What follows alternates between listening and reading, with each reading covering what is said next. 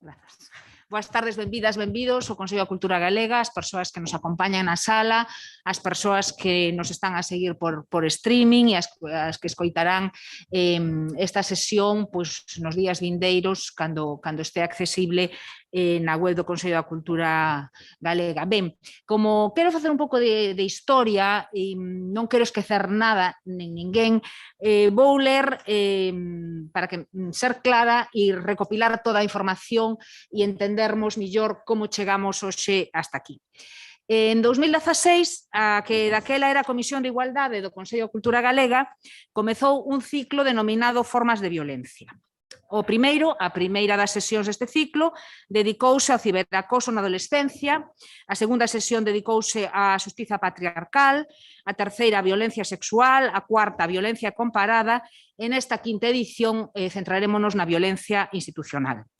O termo violencia institucional, que é un termo recollido en 1993 na Declaración sobre a Eliminación da Violencia contra as Mulleres das Nacións Unidas, define e incorpora como tal a violencia física, sexual ou sociolóxica exercida ou tolerada polos Estados contra as mulleres e na que as distintas institucións que os compoñen asumen a obriga de se afastar deste tipo de prácticas.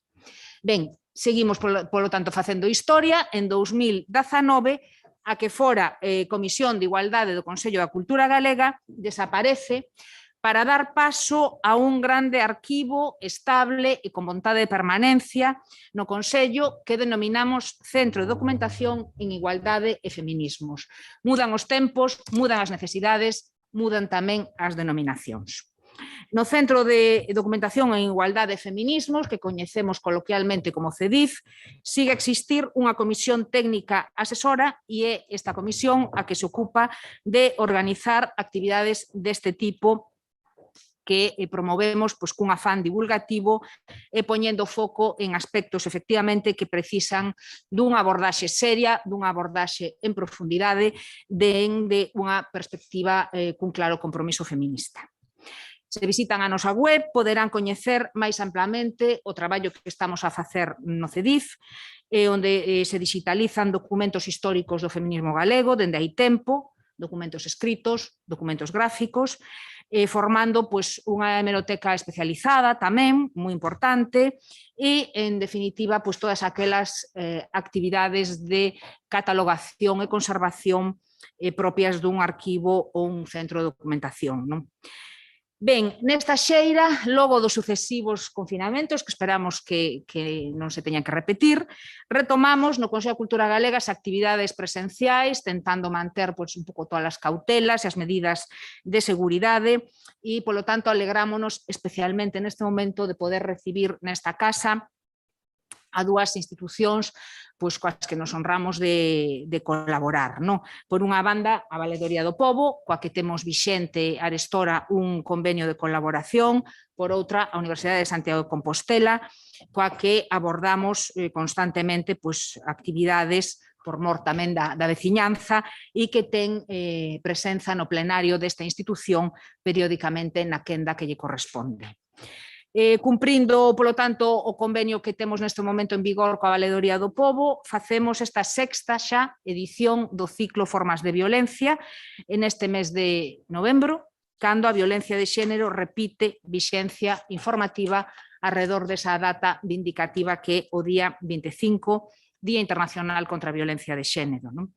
E facémolo pois, convencidas de que non o podíamos facer dunha maneira máis acaída, máis axeitada aos nosos obxectivos, non? Dando difusión aos traballos que gañaron ou que foron finalistas no primeiro concurso para traballos de fin de grao e traballos de fin de máster con temáticas feministas, convocados pola Valedoría por unha banda e polas tres universidades galegas, polas tres universidades do SUB, do Sistema Universitario Galego. Neses traballos se centrará o desenvolvemento desta tarde. Para o Consello é unha especial satisfacción formar parte dunha iniciativa que abra o paso a xente nova e que abra o paso a xente que é o futuro deste país. E, polo tanto, xa sin máis, dou paso ás persoas que me acompañan nesta presentación, en representación da Valedoría do Pobo, a súa coordinadora xeral, Beatriz González Moreno, e en representación da Universidade de Santiago de Compostela a súa vicerrectora de titulacións e organización académica e captación internacional, María José López Couso. Por lo tanto, Beatriz, María José, tedes a palabra na orde que estades no programa, se vos parece. María José a miña dereita primeiro, Beatriz despois, e pechará esta quenda de intervencións institucionais e de presentacións María José Porteiro, que é a coordinadora do CEDIF e membro da executiva, compañeira da executiva do Consello da Cultura. Non sei se está. Sí, Está, sí. Pois moitas grazas, moi boa tarde a todas e a todos, tantos que estades aquí presencialmente nesta fermosísima sala como os que nos seguides por streaming. Bueno, eu querería comenzar a miña breve intervención agradecendo o convite que se lle fai á Universidade de Santiago de Compostela para participar nesta nova edición da serie Formas de Violencia de Xénero que o Consello da Cultura Galega ven desenvolvendo, como xa explicou a súa secretaria, dende o ano 2017 a través do seu Centro de Documentación e Igualdade e Feminismos.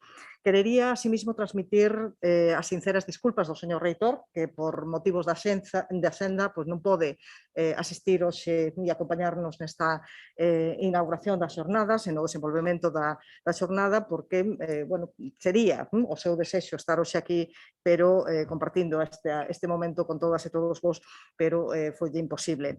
Pediume de forma expresa que transmitira a todos os participantes nesta xornada, xunto cas súas disculpas, pois tamén un saúdo agarimoso e tamén os seus mellores desexos para unha xornada moi proveitosa.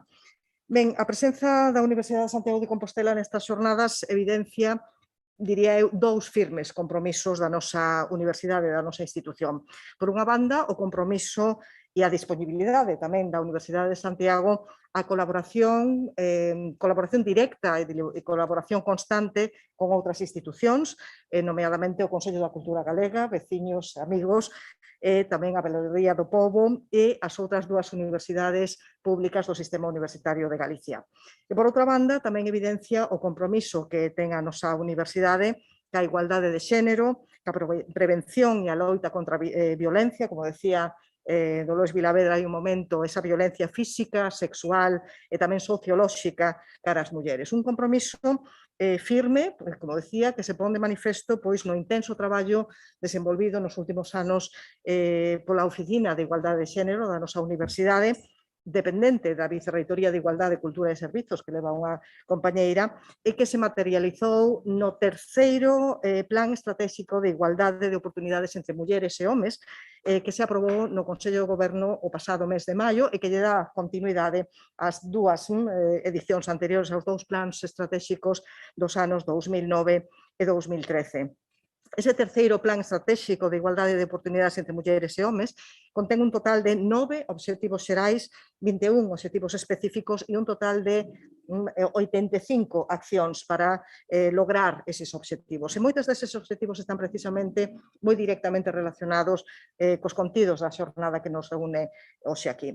Entón, a vista destes dous firmes compromisos da nosa universidade, aos que me acabo de referir, pois é para min un verdadeiro honor, un placer representar hoxe a USC en calidade de vicerreitora de titulacións e captación internacional nas actividades desta xornada, neste acto inaugural e despois tamén presentando a unha das premiadas, pero moi especialmente un placer e unha honra porque as voces que van abordar precisamente a violencia, a realidade da violencia institucional son precisamente dúas novas investigadoras saídas das aulas das nosas universidades públicas.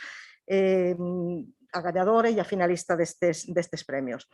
Por lo tanto, xa para non estenderme máis, moitos parabéns en nome propio e tamén en nome da Universidade de Santiago de Compostela para as premiadas, parabéns aos organizadores das xornadas e aos promotores dos premios e moi agradecidos en nome da Universidade pola oportunidade que se nos brinda de poder colaborar nesta actividade en outras que esperamos continúen e teñan continuidade no futuro. Pois moitas grazas e parabéns ás dúas premiadas que teremos despois ocasión de escoitar en primeira persoa.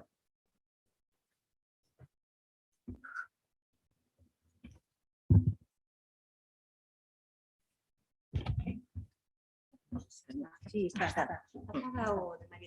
Sí. Pois boa tarde a todas as persoas asistentes a este acto. Súmome as palabras de Dolores e de María José nesta presentación, na que estou representando a Dolores Fernández Galiño, valedora do pobo, que estaría feliz de estar hoxe nesta xornada, pero un compromiso institucional ineludible yo impide. En calquera caso, ela é partícipe de todo este traballo, é unha das principales impulsoras do convenio ao que responde a convocatoria dos premios Valedora do Pobo aos mellores traballos de fin de grao e de fin de máster en igualdade de xénero e dereitos das mulleres. Estamos xa na segunda convocatoria, pero temos aquí a gañadora e a finalista da primeira edición destes premios. Para nós é unha situación realmente importante contribuir a crear un corpus de pensamento en materia feminista. Entendemos que a causa feminista, sí que podemos falar dunha causa feminista, pero para entendernos nunha linguaxe coloquial, non pode resistir baleira de pensamento. Mesmo sei que o activismo feminista non pode organizarse ao redor da ausencia de pensamento. É o pensamento o que articula verdadeiramente a capacidade de comprender, de dar resposta aos requerimentos dunha sociedade como a nosa. Estos son tempos estranos, todos somos conscientes, e únicamente desde o pensamento, e para iso as dúas persoas que concursaron a este premio son, a min pareceme que unha mostra de primeiro nivel, a capacidade de comprender esta sociedade, de comprender como funciona, cales son os equilibrios que están en xogo, cales son os requisitos que poden garantir a estabilidade destas sociedades, que poden garantir a liberdade dos seus membros, que poden garantir a igualdade efectiva das mulleres e dos homes que compoñen as nosas comunidades. Iso só se fai cun traballo de pensar. E pensar, ter as persoas pensando, é a única garantía de que podemos avanzar neste camiño. De feito, temos agora mesmo un risco evidente de deixar aspectos esenciales da nosa organización ao abeiro do traballo dos procesos das máquinas e dos seus algoritmos. Pero ningunha máquina, nin a inteligencia artificial, pode substituir o traballo dunha persoa pensando en profundidade, facendo unha análise profunda e precisa da situación. Por iso, convocamos estes premios, por iso parécenos importante que haxa persoas que desde o ámbito académico, no contexto dun traballo estrictamente académico, como son os traballos de fin de grao e os traballos de fin de máster, poidan facer desde un método científico e desde o pensamento máis rigoroso, sometido, ademais, a criterios e filtros dentro do que é a actividade académica e a actividade universitaria neste tipo de traballos, e poidan aportar o que estes traballos, tanto de Amara como de Sabela, e os que están xa pendentes, os que quedaron da primeira edición, todos eles de moitísimo valor, e os que están nesta segunda edición, supón para nós un motivo enorme de orgullo en colaboración co Consello da Cultura Galega. Ademais, temos nos aquí unha ventaxa táctica de primeiro nivel, que é a presencia de María Xosé Porteiro, que ten un intensísimo compromiso en ambas as dúas institucións. É dicir, María Xosé Porteiro, adxunta valedora do pobo, a persoa que a substitúe cando ela non pode, por algunha razón, exercer as súas funcións, e ademais a coordinadora do Centro de Documentación en Igualdade e Feminismos, que, como antes decía Dolores, supón tamén unha base, unha fonte de documentación absolutamente esencial para poder acadar resultados verdadeiramente científicos nesta materia. Sen máis, dou as gracias e os parabéns a todas as persoas que asisten, e moi especialmente a Mara e a Sabela pola súa contribución a este pensamento resistente na causa do feminismo. Moitas gracias. Con permiso. Pois eu, como teño doble personalidade, ou son bipolar, ou neste caso teño a grande sorte de poder participar do debir destas dúas institucións, como está abondo falado das nosas queridas gañadora e finalista dos premios, quería dedicar tamén esta parte da intervención a nosa tamén poñente e historiadora e investigadora, desde o Centro de Documentación e Igualdade de Feminismos e o noso arquivo sobre o movemento feminista organizado. Queremos aproveitar, por iso lle pido a nosa técnica, María Mariño Costales, que nos axude neste momento a lembrar que dentro do que se considera ou se pensou cando se creou o CEDIF, tiña moita importancia, como ben se dixo aquí xa, garantir que o pensamento, que a documentación, que o traballo xa feito non somente se conserve, sino que se poña a disposición da sociedade, das novas investigadoras, dos novos investigadores, dos novos procesos. E neste sentido, unha mostra de que iso é así é o traballo feito por unha xovencísima historiadora tamén que temos aquí hoxe, que hoxe vai falar, Raquel Fernández Reguera. Polo tanto, desde o CEDIF, a Mara Adán, Sabela Pérez Martín, Raquel Fernández Reguera son para nós, como tamén dixeron as miñas compañeiras, a imaxe deste mundo que non é que veña, sino que xa está aquí, que é a quen lle corresponde a día de hoxe marcarnos o rumbo.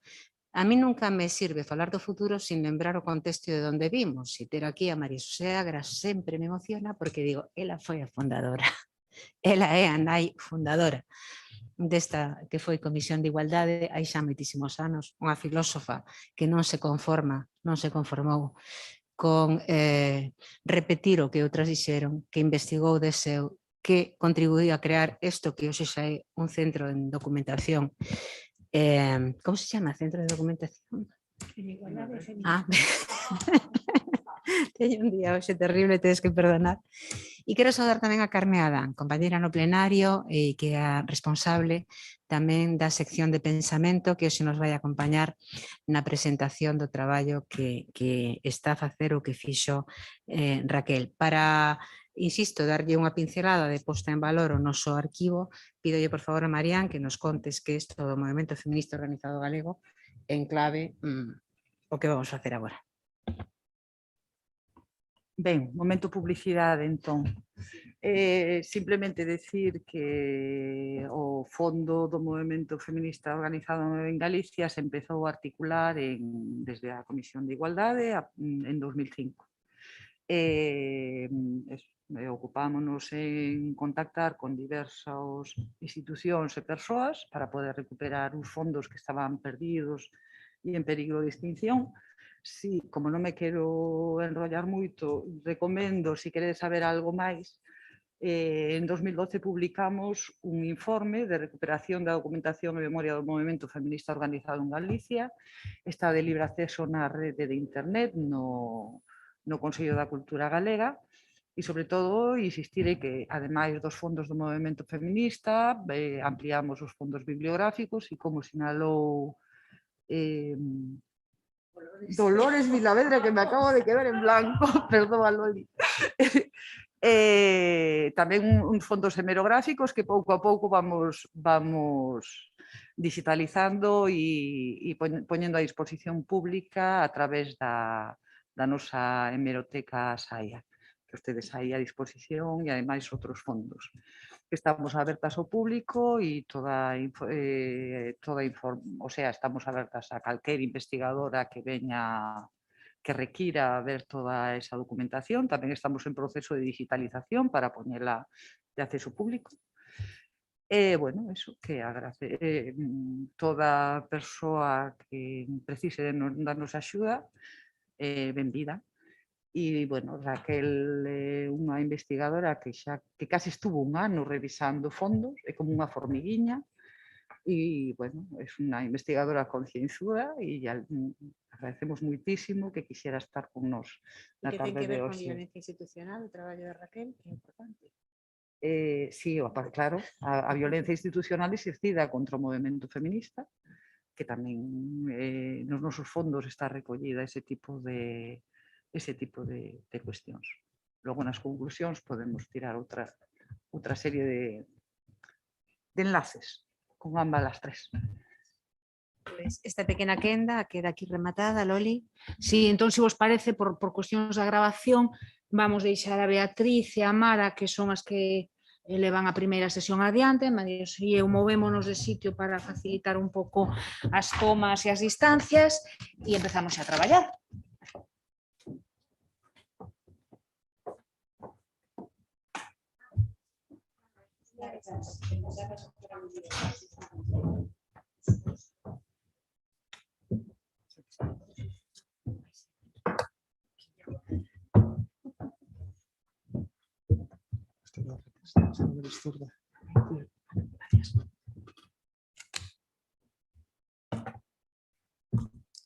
Teño o placer de presentar a Amara García Adán, que foi a gañadora da primeira edición dos Premios Valedora do Pobo aos mellores traballos de fin de grau e de fin de máster sobre igualdade de xénero e dereitos das mulleres. Amara ten unha traxectoria investigadora dende moi cedo.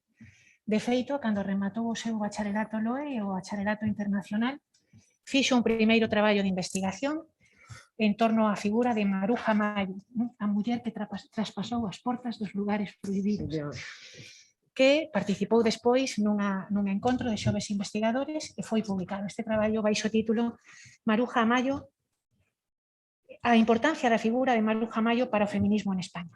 Entre agosto e xaneiro de 2018-2019, Amara tivo unha estadía de estudos na Universidade Argentina de Mendoza, ao beiro dunhas becas da Xunta de Galicia para estadías de estudos en universidades de países extracomunitarios. Despois, entre xaneiro e xullo de 2019, estivo como colaboradora do Consulado Xeral de España en Salvador de Bahía, en Brasil, a través do programa de prácticas de representaciones no exterior e servizos centrais do Ministerio de Asuntos Exteriores, Unión Europea e Cooperación. Ali tivo contacto co traballo propio deste tipo de oficinas consulares no estranxeiro. En ese mismo momento, durante a súa estadía en Brasil, no mes de maio, foi convidada a impartir unha palestra polo Centro de Estudos da Lingua e Cultura Galegas no Instituto de Letras da Universidade de Bahía, que levaba por título Maruja Mayo, a muller que atravesou as portas dos lugares prohibidos. En xullo de 2020, graduouse en Dereito pola Universidade de Santiago de Compostela. Nese mesmo ano realizou tamén un curso do Consello de Europa específico sobre violencia contra as mulleres e violencia doméstica. O 8 de marzo de 2021 gañou o primeiro premio da primeira edición dos Premios Valedora do Pobo ao mellor traballo de fin de grau en materia de igualdade de dereitos das mulleres. Neste intre está matriculada no primeiro curso dun programa de doutoramento, o cual apunta a súa continuidade nas tarefas investigadoras, do cual eu particularmente congratulo. E está a finalizar o máster de abogacía, que tamén é un curso moi interesante, porque a práctica do dereito vai un pouco tamén por aí. Está na Universidade da Coruña. Os seus intereses científicos van, polo tanto, polo tema do xénero, o estudo do dereito ao xénero, os estudos críticos feministas ao dereito, a súa relación coas novas tecnoloxías. O traballo de Amara ten, diríamos, un particular interés, porque supón unha das primeiras aproximacións desde un punto de vista académico cos requirimentos dun traballo de fin de grau, que non son poucos, a un problema moi grande que é a falta de perspectiva de xénero no axuizamento. Amara fai ademais unha reflexión que para min ten un valor engadido, que é unha reflexión moi completa, porque recordo que nunha das primeiras clases que eu tive na Facultade de Dereito, un profesor, para situarnos onde estábamos, dixo que fronte a outras profesións que teñen outro tipo de instrumentais, de ferramentas, a única ferramenta do xurista, isto é aplicable tamén a outras actividades como a filosofía, é a palabra. Para un xurista, a palabra non é intercambiable. Un préstamo non é un comodato, unha compraventa non é un alugueiro, a intimidación ten un sentido moi claro, a violencia tamén ten. Polo tanto, Amara fai unha reflexión no seu traballo moi interesante sobre a argumentación xurídica como unha actividade da linguaxe. Unha actividade da linguaxe aplicada ao dereito que se fundamenta en razóns xurídicas e que precisa de un específico discurso, que é o discurso dos xuristas. Pero no caso da Amara é unha reflexión moi enriquecida por unha perspectiva de filosofía, o seu traballo está dirixido desde o Departamento de Filosofía e Dereito, manexa de feito conceptos estrictamente filosóficos como é a epistemoloxía, e desde unha perspectiva histórica, porque fai unha reflexión acerca, ela despois agora o vai explicar con moitísimo máis detimento, pero eu quería poñer o foco nun aspecto que pareceme esencial do traballo da Mara, que é acuñar conceptualmente, aínda que xa é un concepto existente, o tema de como os prexuizos negativos acerca da identidade feminina, da identidade das mulleres, condiciona, de feito decisivo, a credibilidade dos testemunhos cando elas son suxeto de coñecemento e, polo tanto, xérase unha injustiza epistémica. Esta é unha cuestión relevantísima no tema da falta de perspectiva de xénero na labor de axuizamento. E, sen máis, cedo a palabra a Mara, que vai explicar polo miúdo a súa investigación. Moitas grazas. Moitas grazas. Bueno, boa tarde. Agradecer ao Consello de Cultura Galega ter contado comigo hoxe, así como a Valeduría do Pobo, tamén a María Xosé Portello por contar comigo esta vez. Bueno, o meu traballo vai facer referencia a unha forma de violencia institucional que, bueno, como explico moi ben Beatriz na presentación, ocorre cando nas sentencias judiciais ou na argumentación xurídica réstase credibilidade ao testemunho dunha víctima de violencia sexual debido aos presuizos. Feito o traballo, titúlase Injustiza epistémica e argumentación xurídica con especial atención aos casos de violación. Para facer este traballo, o que, bueno, plantexeime dúas preguntas que comparto aquí con vos tamén para que reflexionemos. A primeira é se existen os estereotipos de xénero en como o dereito configurou as relacións sexuais entre corpos masculinizados e corpos feminizados. Así, a priori, a miña resposta é sí, e, por tanto, como influen ou poden chegar a influir estes estereotipos no esclarecemento dos feitos na construcción da chamada verdade xudicial. Ben, o meu objetivo con este traballo era analizar un dos motivos polos que precisamos a perspectiva, porque hai moitos, un dos motivos polos que precisamos a perspectiva de xénero dentro do dereito. E para eso o que fixen foi, como algúns filósofos do dereito establecen, fixarme na argumentación, porque a día de hoxe o dereito é fundamentalmente argumentar. Como comentaba Beatriz, o uso da palabra é a ferramenta que temos os e as xuristas para facer o noso traballo. Ben, entón, vou organizar a palestra en tres partes. A primeira vai ser unha breve referencia á argumentación xurídica, a segunda vai ser unha especie de estudio fenomenolóxico do concepto de violación, así brevemente, por como se configurou, e despois vou a introducir o concepto de injustiza epistémica en relación, usando de exemplo a sentenza do caso da Manada. Ben, en primeiro lugar, para comenzar, os xuíces e as xuízas teñen un mandato constitucional de motivar as súas sentenzas. Isto está recollido no artigo 102.3 da Constitución, que realmente o que fan non é motivala, realmente é justificar as súas decisións, porque teñen que justificar a súa decisión en base a argumentos. Entón, para argumentar, utilizan os conceptos e utilizan as palabras que son fundamentais a hora de tecer un argumento e, ademais, estructuran o noso pensamento. Os conceptos, por tanto, teñen que cargarse dun determinado significado para ser intelixibles ao grupo social e cos conceptos transmitimos valores, transmitimos ideas, transmitimos experiencias, polo que non parece moi desatinado supoñer que dentro dos conceptos existen presuizos que existen en todos os ámbitos da sociedade.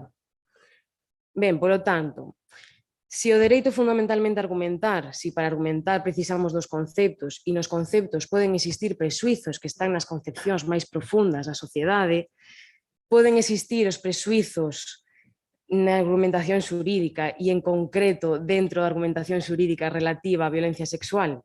Bueno, pois a miña resposta, como podedes imaginar, é sí tamén.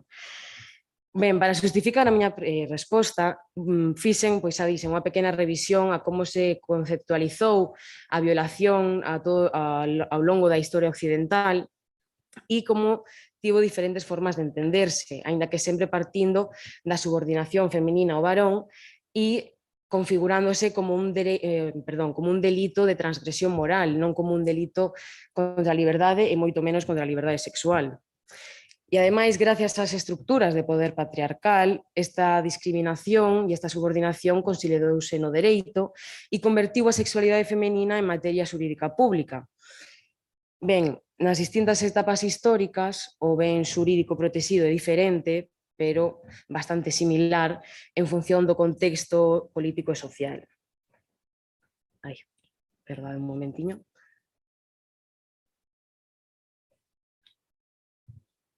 Partindo de Roma, porque pola gran influencia que tivo no noso dereito temos que remontarnos sempre a Roma, temos que ter en conta que en Roma os cidadáns e as cidadás había cidadáns libres e logo había escravos e escravas.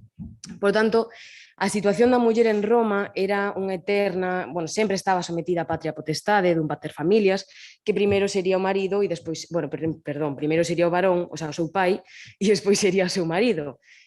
E non existía unha liberdade sexual a non ser que fose despois do matrimonio, e o único obxectivo destas relacións sexuais era a creación da prole e o mantemento do apelido masculino. Por lo tanto, non cabe entender sobre as mulleres escravas un delito de violación como tal, porque as escravas eran propiedade do seu amo e, polo tanto, cando un escravo ou un escravo era danado, o damnificado era a propietario que vira a súa propietaria danada, a súa propiedade danada, non era a propia persoa.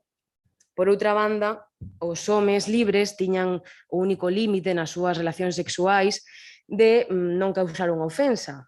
Pero claro, a ofensa á honra volve ser a honra do pater familias a que está sometida esa muller. Coa chegada do cristianismo, estes deberes e estes mandatos de puritanismo e castidade, de continencia sexual se incrementan e Constantino chegaba a castigar as mulleres raptadas contra a súa vontade por non terse resistido o suficiente. Claro, aquí sabemos que o foco da culpabilidade centrase na muller dende moi antigo. O foco da culpabilidade e tamén a exigencia dunha resistencia brutal. Ben, no período medieval pasamos a ter un teocentrismo agudo, que isto significa que no dereito hai unha visión, unha concepción naturalista do dereito identificado coa religión católica. Isto quere dicir que os textos positivos, é dicir, as normas escritas, non podían contradicir os dictados de Deus. Ademais, comezase a crear unha idea de muller como unha causa de perdición do home, como culpable de incitar o home ao pecado, de un ser inclinado cara ao mal, culpable de que o home non poda controlar o seu desexo sexual, e tiñan un estrito mandato de virxindade e castidade, porque na súa castidade atopabas a súa honra, que era unha honra, ao mesmo tempo, unha vez máis, herdada do varón ao que ela dependía. Por lo tanto, se unha muller era violada, non solamente ela perdía a súa honra, sino que perdía o seu marido e toda a súa familia. Había homes, que isto me chamou moitísimo a atención cando estaba investigando, había homes que chegaban a encerrar as súas mulleres para que non fosen seducindo a todos os homes da vila, porque era ese xogo innato de seducción innata que tiña a muller, e chegaban a encerralas para protexer a súa propia honra. Os homes, unha vez máis, tiñan o único límite de que ese encontro sexual non se fixese reiteradamente coa mesma muller, para non ofender a ninguén, que ao final volvía a ser ofender a un varón, outra vez. Polo tanto, polo que dixen antes, polo que a muller era un ser inclinado cara ao mal, culpable da perdición do home e de incitación do home ao pecado, non cabe extrañar que a credibilidade no seu testemunho era ínfima. Incluso, aquelas mulleres que podían proceder contra o seu agresor, porque aquí había mulleres que non tiñan honra, por exemplo, as prostitutas xa non tiñan honra porque, como se exercían a prostitución, era unha forma de legitimar a violencia que se exercía cara a elas. Pero, as que podían proceder contra o seu agresor, tiñan que rabuñarse a cara danando a beleza que fixera o home pecar. É dicir, a falta de consentimento e que ela aprobase que non participou nin de forma gustosa nin de forma voluntaria nese acto sexual era mediante medios físicos no seu propio corpo. Na Idade Media hai unha idea que eu creo que a día de hoxe non está moi superada, que se creía que cando unha muller opoñía resistencia a un encontro sexual eran realmente unha resistencia finxida, que iso formaba parte deste xogo de seducción que comentei anteriormente, que era parte dese xogo de seducción innata da muller e que se o home insistía un pouco ou moito, acabaría cedendo. Xa vos reflexionades se superamos este pensamento ou non. Aquí damos un salto á Revolución Francesa, a Declaración do Home e do Cidadán, e que realmente estes textos deixan fora as experiencias das mulleres, e a menor importancia da moralidade religiosa non supuso un cambio de perspectiva con respecto á violencia sexual.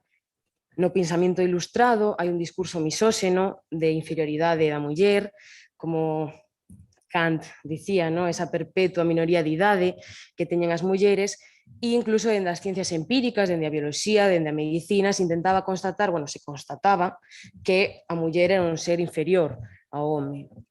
Entón, os textos legais serviron, legalizaron a discriminación, porque ao mesmo tempo que os homes adoptaron libertades fronte ao Estado, as mulleres quedaron legalmente sometidas aos homes, e aparece este ideal de muller, este ideal burgués de muller como anxo do fogar, como que muller que se reclúe ao ámbito privado e non pode sair del. E aquí en todo momento sigue sendo o suxeito pasivo do delito o home do que a muller depende. Despois, no traballo fixen unha pequena mención aos textos internacionais e a codificación española do delito de violación, que non vou traer aquí, pero quería traer unha idea sobre as guerras e para traer outra cara á violencia sexual na Guerra Civil Española ou en calquera outra guerra no mundo, que, como establece Rita Segato, hai como se configura a violencia sexual como un arma de guerra, porque se leen os corpos das mulleres como territorios de conquista que pertencen a outros homes. Así mesmo no franquismo ou noutros réximes autoritarios tamén se utiliza a violencia sexual como unha forma de control ideolóxico. Por lo tanto, no século XIX e no século XX, a violencia sexual sigue ligada á moralidade patriarcal, controlando o corpo das mulleres e poñendo o foco da culpabilidade nelas, como tamén na eterna dúbida do seu testemunho. No Estado español non foi ata 1989 cando se cambiou a rúbrica do Código Penal de delitos contra a honra a delitos contra a libertade sexual. Ben, agora situámonos, damos un salto temporal e nos situamos no 20 de marzo de 2018 na Audiencia Provincial da Manada, na Audiencia Provincial de Navarra, cando se dita a sentencia da Manada, que imagino que máis ou menos nos sonará a todas, pero para poñernos así en contexto brevemente, en 2016, nas festas de San Fermín, había unha rapaza que estaba sola, de 18 anos, que non atopaba os seus amigos, e se encontrou con 5 homes de entre 24 e 28 anos, entre eles un guardia civil e un militar, que ao final, foron xuntos, por aí, de paseo, e ao final eles conseguiron metela dentro dun portal, pero non a meteron facendo unha forza atroz, quero dicir, non a colleron dos pelos e a meteron nun portal, simplemente, jiji, jaja, conseguiron metela nun portal e aí deixala sin capacidade de reacción. Entre todos a violaron e como a propia sentencia establece, gravarona, sacaron fotos e ademais se pode ver unha actitude totalmente pasiva por parte dela e se ve como a controlan polo pelo, entre todos eles. Cal foi aquí a controversia? Hai varias. Non vou entrar na tipificación do delito de abuso e agresión sexual, pero no Código Penal español temos esa diferenciación, non? Mentres que a agresión sexual reclama medios violentos ou intimidatorios, o abuso sexual non. Entón, agora nos preguntamos, e que significa medios violentos e intimidatorios? Pois eso está definido na jurisprudencia, e os medios violentos significa que a acusación ten que probar que se empregaron medios físicos para obrigar a vontade da víctima, mentres que a intimidación ten que ser probada pola acusación no sentido de que se a víctima persistía na súa negativa iba a ocorrer un mal maior. Aquí neste caso o tribunal non considerou que houvese intimidación e fallou condenando por abuso sexual con prevalecemento.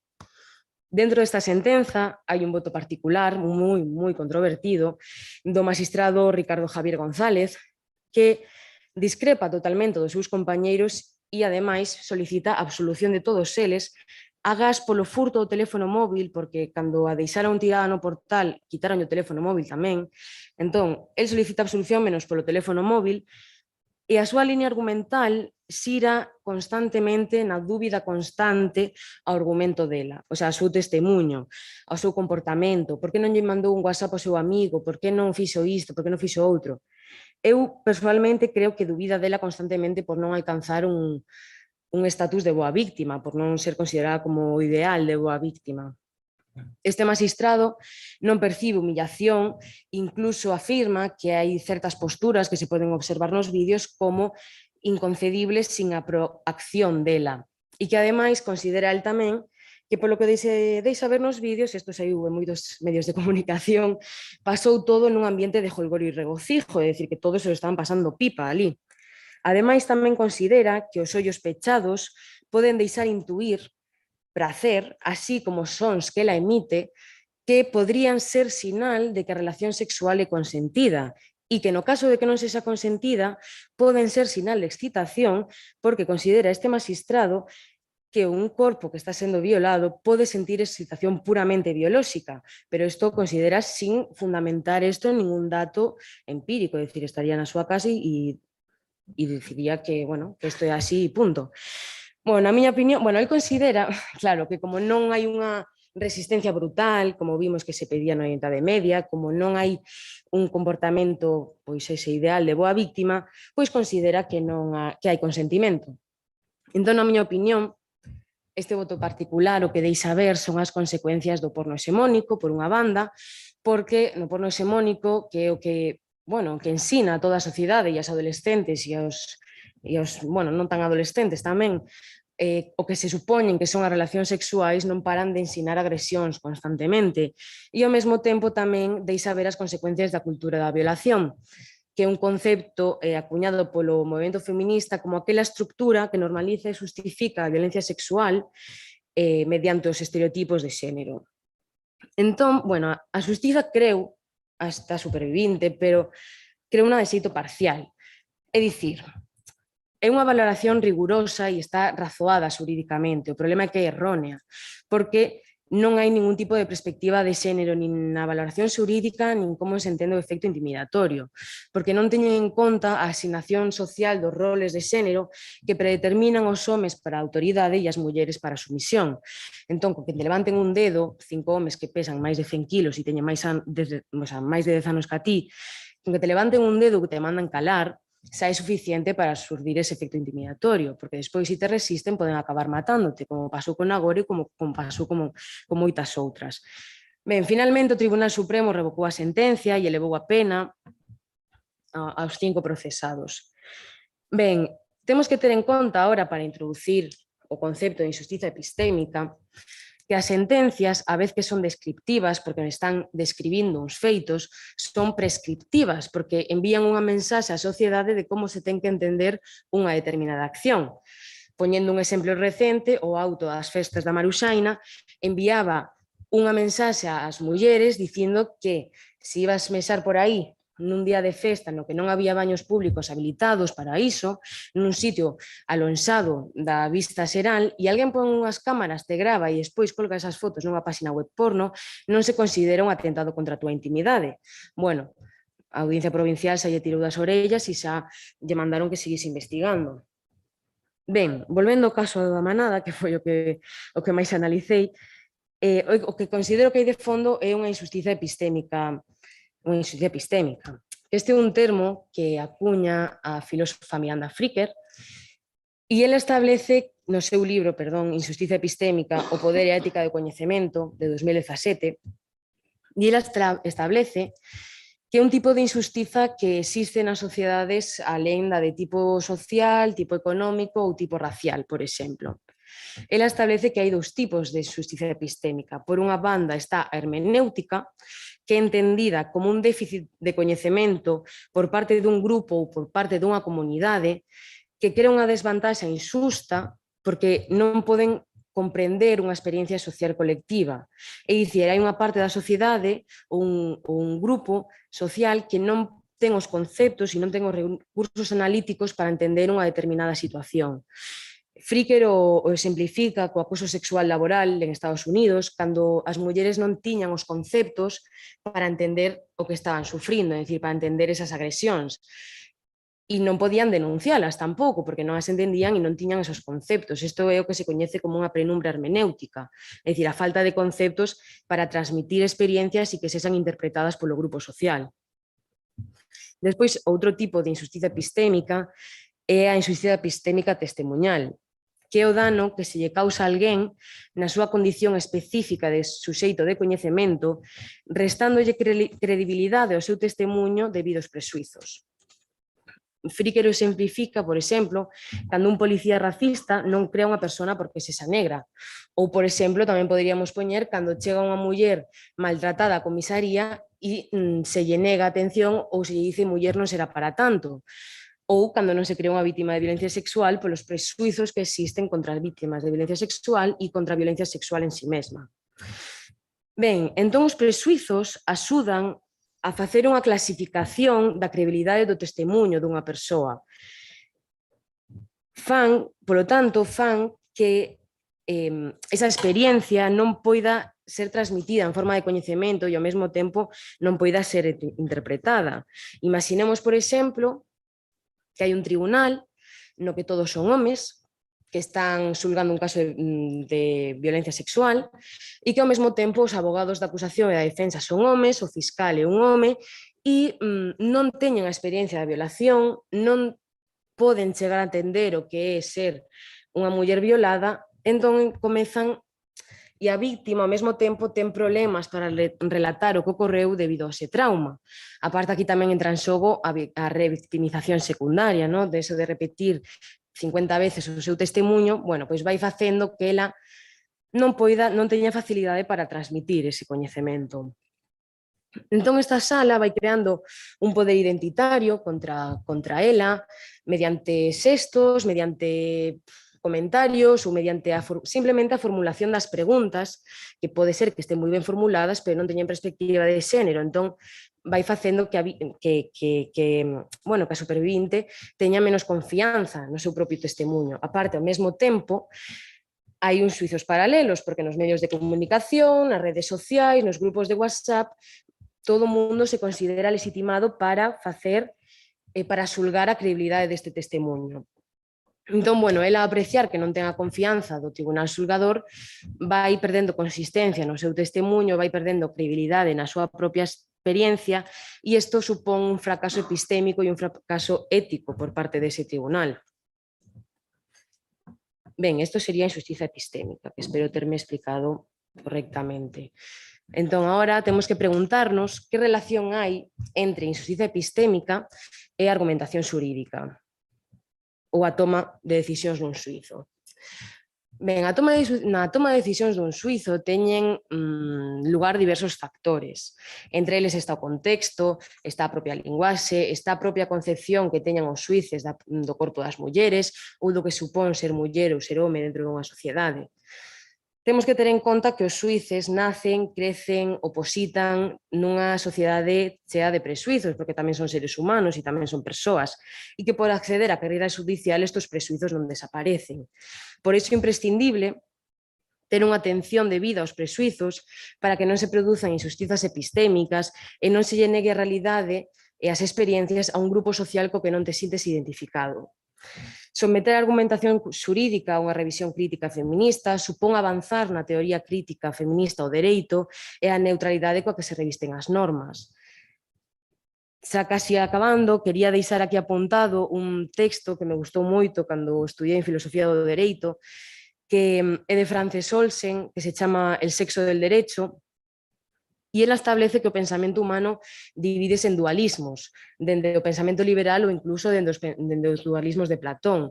Estes dualismos son opostos e podíamos, así brevemente, podría dicirse que é racional e irracional, activo-pasivo, razón-emoción, pensamento e sentimento. Estes dualismos están sexualizados e ao mesmo tempo están xerarquizados, é dicir, o primeiro dos dualismos identifícase co xénero masculino e o segundo dos dualismos identifícase co xénero feminino. E estes están xerarquizados, é dicir, o segundo está subordinado sempre ao primeiro. Ben, pois partindo desta clasificación, o dereito defínese como racional, activo, universal e obxectivo, polo que se podería establecer que a propia neutralidade das leis podería chegar a perxudicar as mulleres, porque se a obxectividade e a universalidade, se a obxectividade coincide co universal masculino, con aqueles que pensaron as normas e deixaron as experiencias das mulleres fora, non deixa de ser a súa subxectividade. Por todo isto, considero que é importante o termo de injustiza epistémica para facer unha revisión crítica da neutralidade que se asume nos discursos sen reparar nos presuizos que perviven nas concepcións máis profundas da sociedade. Só décadas de loita feminista, máis o relato das supervivintes, conseguiu que a violencia sexual fose recoñecida como unha forma de control do patriarcado sobre o corpo das mulleres. Por iso é imprescindible que se asuma a perspectiva de xénero dentro do dereito e, en concreto, dentro da argumentación xurídica. Porque que maior violencia institucional que un tribunal non crea o teu propio testemunho debido aos seus propios presuizos. E gracias.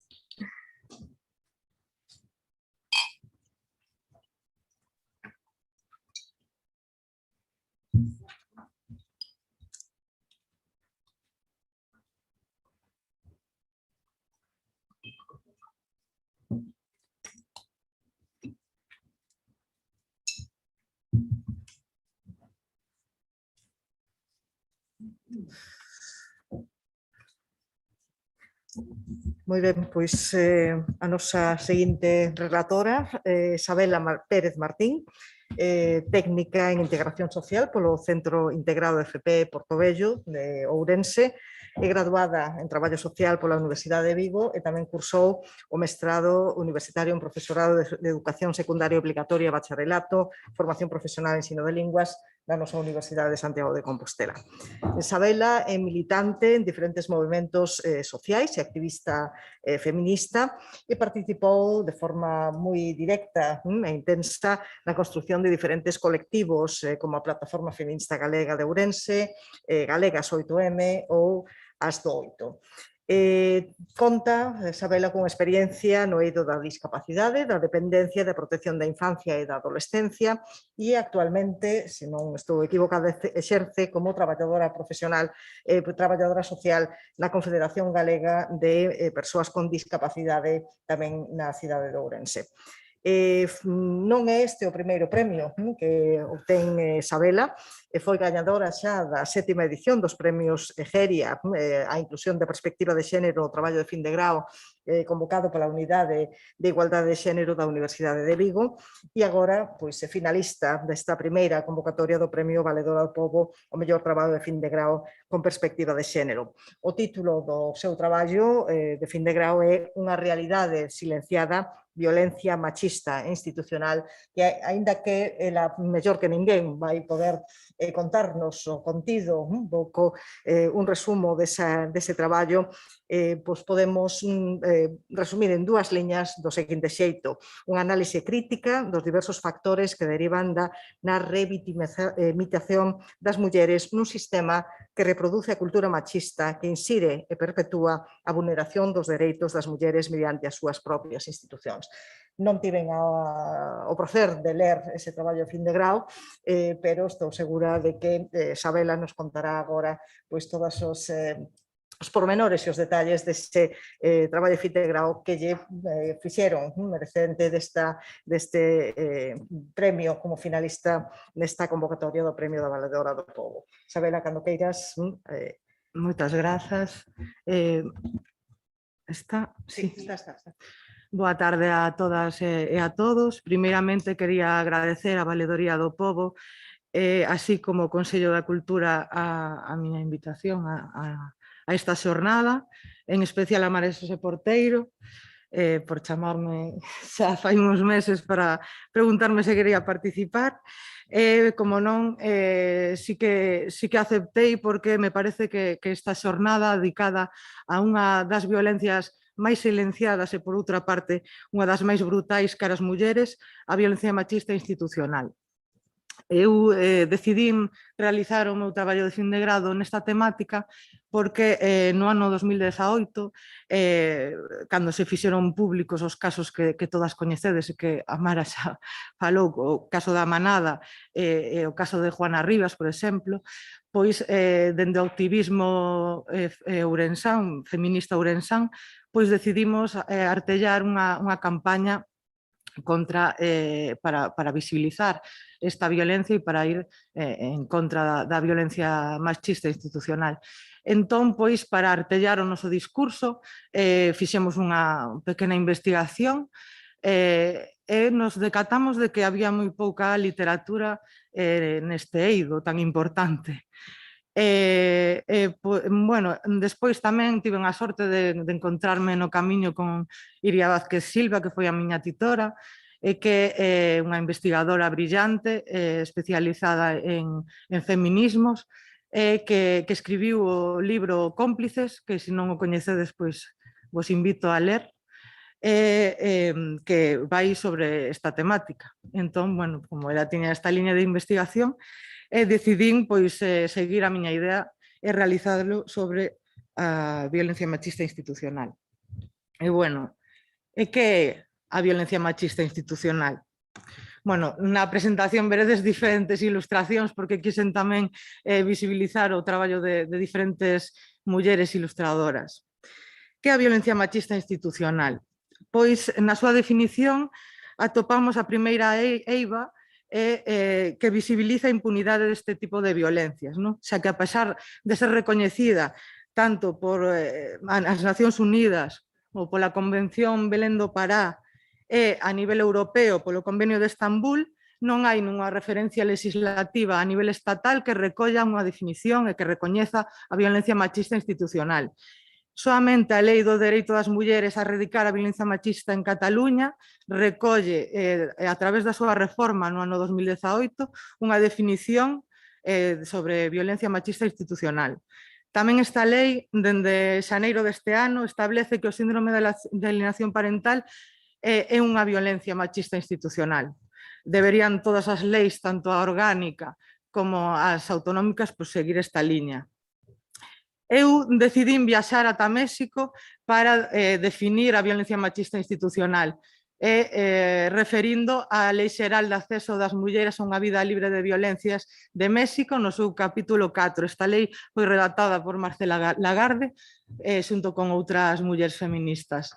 A define como aqueles actos ou omisións das e dos servidores públicos de calquera orde de goberno que discriminen ou teñan como fin dilatar, obstaculizar ou impedir o goce e exercicio dos dereitos humanos das mulleres, así como o seu acceso ao disfrute de políticas públicas destinadas a previr, atender, investigar, sancionar e erradicar os diferentes tipos de violencia.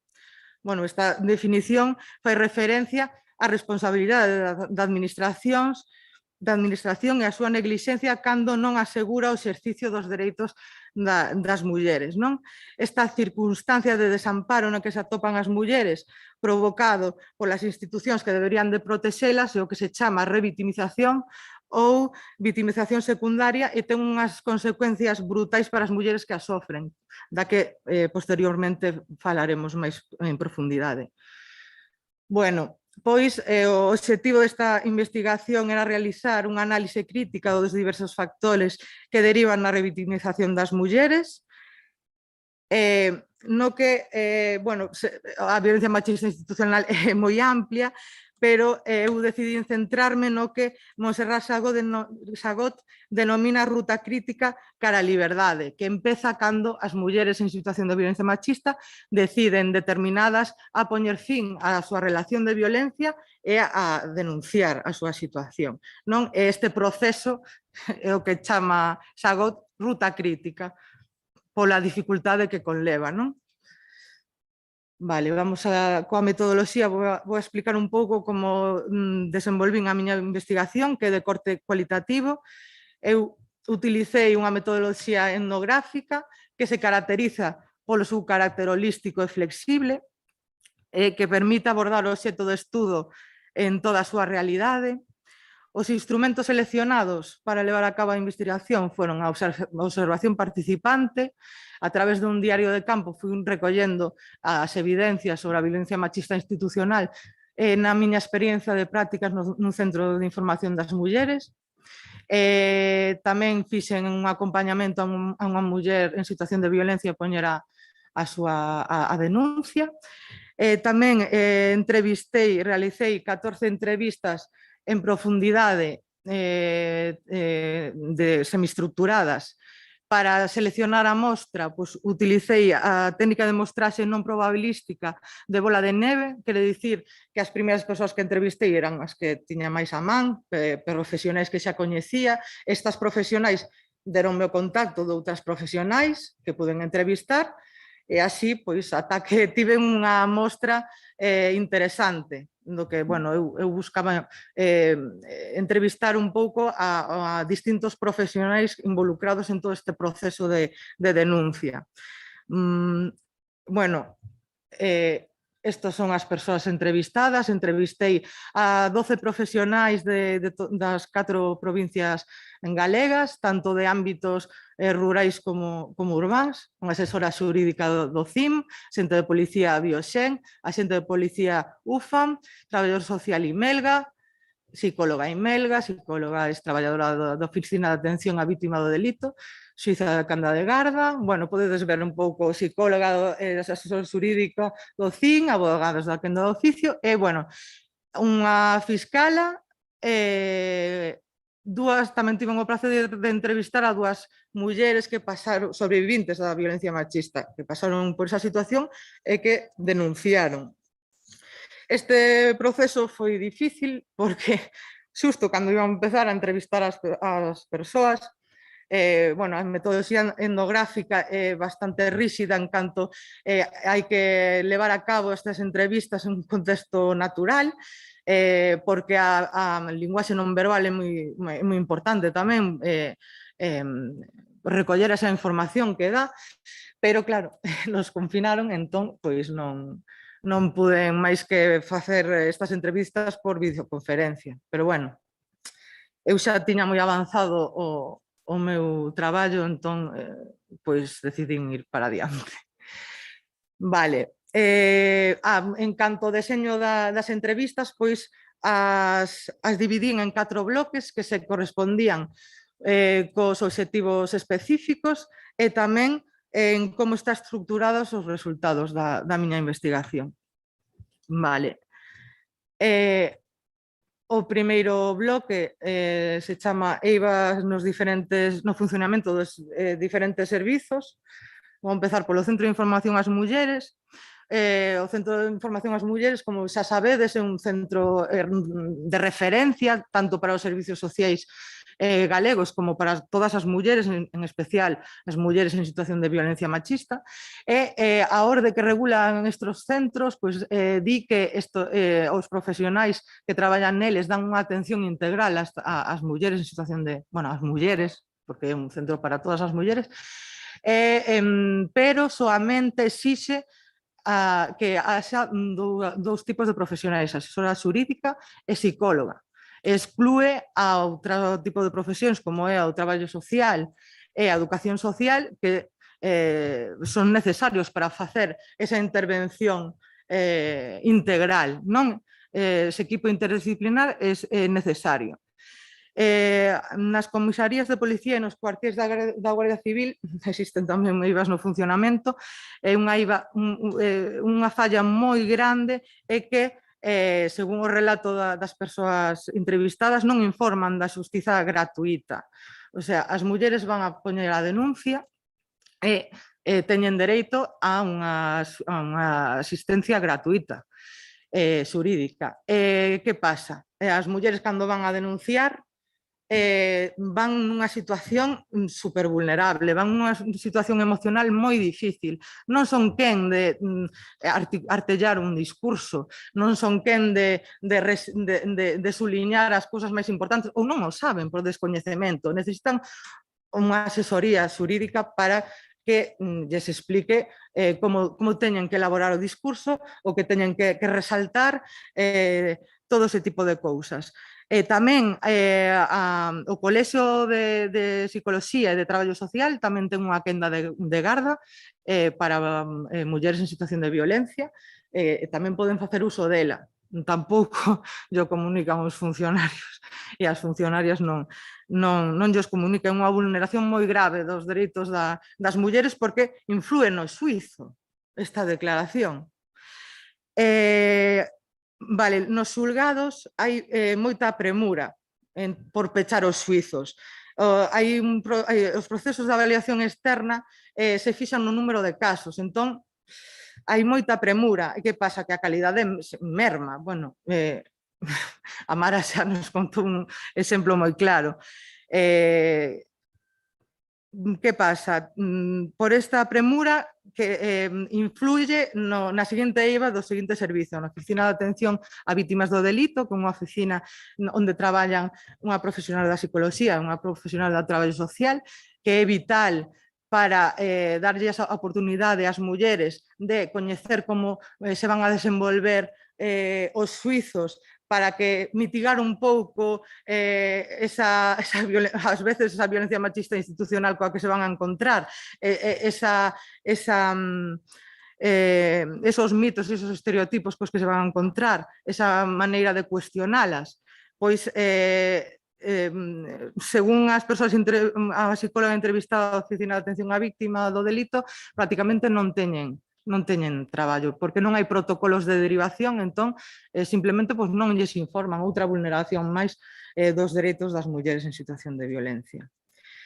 Despois, a importancia dos espazos, tanto en comisarías de tener unha sala específica para mulleres en situación de violencia que van a denunciar, e as súas crianzas, que moitas veces van con elas porque non teñen outro sitio onde deixalas. Estas non existen, e sobre todo os espazos nos xulgados. Evitar ese encontro que pode ser coaccionador, no que pode coaccionar as mulleres, que pode influir nas súas testemunhas, que pode incluso xenerar que se vaya do xuizo, que non acuda a esa cita, non? Vale, o seguinte son os mitos e estereotipos da violencia machista, que, bueno, a Mara estivo falando sobre eles moito na súa intervención. Existen diferentes mitos e estereotipos sobre os agresores. O policía autonómico do Bioxen que entrevistei decía que a maioría dos agresores foran vítimas de violencia intrafamiliar na súa infancia e justificaban así a violencia machista que exercían sobre as súas parellas. Non existe un perfil de maltratador, non existe unha patoloxía que desenvolva a violencia machista institucional, non existe ninguna adicción a ninguna sustancia que provoque a violencia machista. É a sociedade patriarcal a que a provoca. Vale. Mitos sobre as mulleres en situación de violencia machista. Pois, outra vez me refiro ao que decía Mara, como se cuestiona nos xuizos continuamente a palabra das mulleres. Se cuestiona o seu comportamento, se pon o foco en por qué soportaches todo eso? Por que fixeches que as túas crianzas viviran nese inferno? Por que non marchaches da casa? Eso, vamos, evidencia a falta de coñecemento do que é a indefensión adquirida que sufren as mulleres en situación de violencia, a falta de autodeterminación, de autonomía, bueno, estos dous mitos minimizan tamén a violencia machista, pero hai dous conceptos que todas coñecemos que se repiten sempre: as denuncias falsas e o síndrome de alienación parental. Vale. As denuncias falsas, pois sí, saíron nas entrevistas, tanto por parte da policía e do policía entrevistado como por parte da psicóloga do Imelga, que me parece gravísimo. Non sei, bueno, é por descoñecemento, clarísimamente, porque igual pensan que unha denuncia falsa é o mesmo que unha retirada de denuncia ou é o mesmo que un sobreseimento ou un arquivo da causa. Pero es que, ademais, a Fiscalía Xeral do Estado fixo unha investigación dende o ano 2009 ou 2018 onde conclúen que soamente houbo en todos esos anos un 0,0069% de denuncias de violencia machista que se consideraron denuncias falsas, non? Por que din que as mulleres denuncian falsamente a súa situación de violencia machista? Por adquirir unha prestación social, bueno, a prestación periódica, ou polas vantaxes nas medidas civis nos casos de divorcio. Bueno, pois eso é o que din.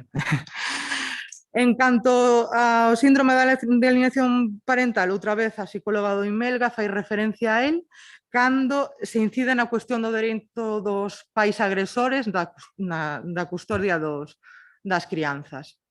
En vez de salir a la luz a violencia vicaria, que tan descoñecida agora co tema da Rocito, pois creo que se fixo máis famosa a violencia vicaria, pero sempre que se incide na cuestión do dereito dos pais sale o síndrome de alienación parental. Vou vos ler un fragmento da entrevista porque me parece que non ten desperdicio. Alienación parental, bueno, sí, non le vamos a llamar síndrome, vale, pero alineación, sí, muchísima. Yo creo que es algo que el 99% de los psicólogos forenses de España estamos de acuerdo. Si no es síndrome, pues no es un síndrome. Yo no tengo conocimientos para valorar, a lo mejor puede denominarse síndrome o no, pero que los padres y las madres, sobre todo las madres, instrumentalizan a sus hijos en los procedimientos de divorcio, sí, muchísimo. Bueno. Tamén existe un mito sobre as profesionais do CIM, que son marxinadas totalmente dos procesos judiciais. As profesionais do CIM non poden presentar un informe nun xuizo, porque din que son parciais, o sea, que por estar especializadas moitas veces ou por ter unha formación en xénero, son parciais, non poden ter, o sea, o contrario do que en realidade. Se ti non tes unha formación ou non tes unha perspectiva de xénero, non podes ser parcial. Vos vou a ler tamén un cachiño da entrevista do traballador social do Imelga, que se lucen os do Imelga. Nos servicios sociais deberían de haber máis homes. Así a perspectiva sería máis imparcial con respecto ao tema da violencia de xénero. As profesionais do CIM teñen un xeito de intervir, unha perspectiva con moita ideoloxía, non son imparciais. Bueno, pues ¿qué vamos a decir? Estos mitos baseados en estereotipos invisibilizan o que é a violencia machista e deforman a súa realidade e supoñen unha ameaza para a aceptación do fenómeno da violencia machista como un fenómeno social e estrutural e ten repercusións, lóxicamente, no tratamento das mulleres a nivel institucional. Bueno, o seguinte apartado é, como non, unha formación insuficiente, porque estes mitos, estes estereotipos veñen dados por unha falta de formación. bueno, a pesar de que a lei orgánica contra a violencia de xénero xa fai 17 anos que se aprobou e que sí que se nomea que as forzas e corpos de seguridade, as suizas, fiscais, todos os profesionais que entornan a violencia machista teñen que estar formados, pois a realidade que non hai unha eiva formativa moi grande.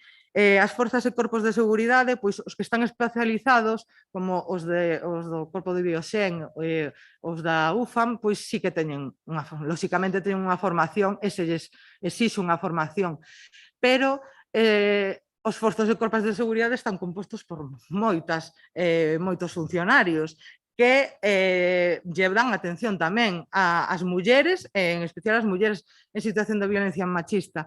Pois sí que se ofertan formacións, pero non son obrigatorias, co cual sempre van as mesmas persoas, pois as que lles interesa o tema. É esencial que estes funcionarios se formen porque moitas veces unha primeira figura profesional que entra en contacto con estas mulleres a tomarlles declaración, redactan o atestado, valoran o risco que sufren as mulleres e as acompañan cando teñen medidas de protección. Bueno, suíces e suizas pois tampouco teñen perspectiva de xénero, como, bueno, xa o contou moi ben a Mara. O Colexio de Abogacía, pois sí que exixe para entrar na quenda de violencia machista aos abogados e as abogadas pois a facer unha formación, pero esta formación é moi técnica e non se para o mellor no tratamento que hai que darlle a estas mulleres, en desenvolver unhas habilidades para ter un trato máis cercano, máis empático con elas, en estos aspectos psicosociais que son moi importantes para dar unha boa atención e non revitimizar as mulleres. Bueno, no Imelga, pues, como podes comprobar, sí que tamén hai unha falta de perspectiva de xénero. Na Oficina de Atención á Víctima do Delito, que pasa? Que despois dun proceso de oposición, pois estas profesionais do traballo social e da psicoloxía sacan unha praza e entran a través dunha lista xeral da Xunta. Poden acabar en dependencia, en discapacidade ou en menores, como poden acabar no Imelga ou na Oficina de Atención á Víctima. Polo tanto, ou toman eles a decisión ou elas a decisión de formarse por vontade propia ou non hai ningún tipo de requirimento, que é gravísimo, porque é que na Oficina de Atención á Víctima ainda, bueno, pois que no Imelga redactan informes que despois son fundamentais e os suizos e as suizas os teñen moi en conta, co cual, bueno, tamén informes sobre violencia sexual en menores, incluso, que es que son temas que se non tes unha formación, eu, dende logo, non me querería ver na súa pel sen formación. Vale. No CIM, pois sí que se exixe formación, 200 horas, pero as profesionais do CIM entrevistadas consideran que son insuficientes e, ademais, non hai unha reciclaxe de coñecementos, non exixen unha reciclaxe de coñecementos, cousa que é esencial para unhas profesionais que están en contacto directo e referentes, non? Na rede de violencia. Vale, outra cousa que me pareceu increíble, os recursos residenciais, as casas de acollida destinadas a mulleres en situación de violencia. A orde que a regula é do 1997, por ali non encontrás nada do que vamos, non nomea nin o xénero, o sea, claro, é do 1997, pois as profesionais que traballan neste tipo de centros non. Mira, a Fundación Amaranta, que é a casa de acollida de Ourense, eu vin varias veces publicadas as ofertas de emprego e non hai para nada, exixen ningún tipo de formación en xénero, exixen inglés, nivel alto de inglés. Vale, estupendo. Vale, outra cousa gravísima que hai que solucionar xa. As universidades galegas que forman estes profesionais non están incidindo na súa formación na perspectiva de xénero.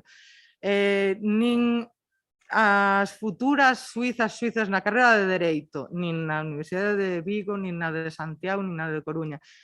Psicoloxía, traballo social, educación social, non hai asignaturas obrigatorias. Solamente na Universidade de Vigo, no grado de educación social, existe unha asignatura de xénero. Non?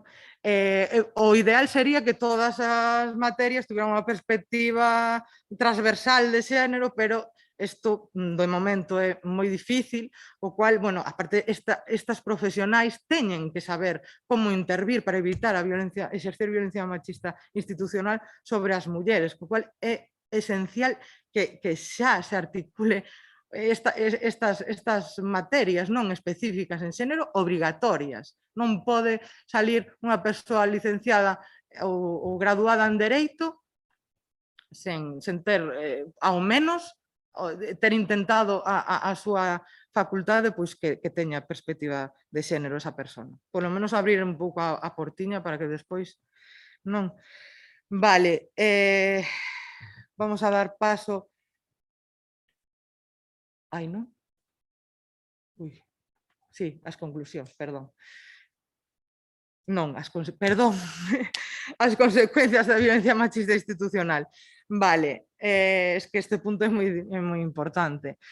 A primeira consecuencia que falaban, subliñaban moito as profesionais que entrevistei do Centro de Información das Mulleres, é que supón un serio retroceso no proceso de recuperación, que xa de por sí é super complexo. Tamén, según a psicóloga do CIM que entrevistei, as mulleres sufren manifestacións psicolóxicas e físicas graves como depresión, crisis de ansiedade, trastornos psicosomáticos, estrés postraumático, ideacións e tentativas suicidas e incluso nos casos máis extremos pode levar á morte. Non é unha tontería do que estamos falando. Outro efecto devastador é a desconfianza no sistema que lle xenera esta revictimización. Que pasa? Empezan a desconfiar das institucións, queren olvidar todo o achegamento a querer resolver esta situación, non? Se negan despois a acudir a unha asistencia psicolóxica, a un CIM, néganse completamente, o que lles priva da súa recuperación, non? E, bueno, cando hai crianzas de por medio, xa é terrible porque esta violencia machista pode poñer en perigo tanto a nai, porque senón si se vulnera o dereito a recuperación destas mulleres, tamén se lles pon en perigo e as súas crianzas se as ten tamén. Xa, todos coñecemos o caso de Ángela Fernández, que perdeu a súa filla a causa da violencia machista institucional despois de poñer, non sei, pero 40 denuncias, ao final a súa exparella asesinou a súa filla. Vale. Agora sí, pois, as conclusións. Que concluímos? Pois estamos sumidos dentro dunha cultura patriarcal, non? Que exerce unha violencia estrutural contra as mulleres. Tanto o Estado como as institucións pois están sumerxidos nesta cultura patriarcal. Entón, todo isto do que falamos, o incumprimento das normativas, aos mitos e estereotipos que reproduce o funcionariado, a formación insuficiente, as eivas nos servizos, as faltas dos espacios que non respetan a intimidade das mulleres e poden coaccionalas, que deriva todo isto na violencia machista institucional e un pouco máis abaixo se vira, sale a revictimización, pois son medidas urxentes que hai que paliar, non? Pero o máis importante é que mentres non rematemos ca cultura da violencia, mentras esta cultura da violencia que está sustentada pola masculinidade hexemónica que atenta contra as mulleres, mentres non se deconstrúa esta solidariedade masculina, non? Que tamén se pode que é visible nas institucións, pois a igualdade de xénero será unha utopía e a voz das mulleres non será escoitada e sempre será cuestionada. Entón quería acabar pois con esta reflexión. Vale.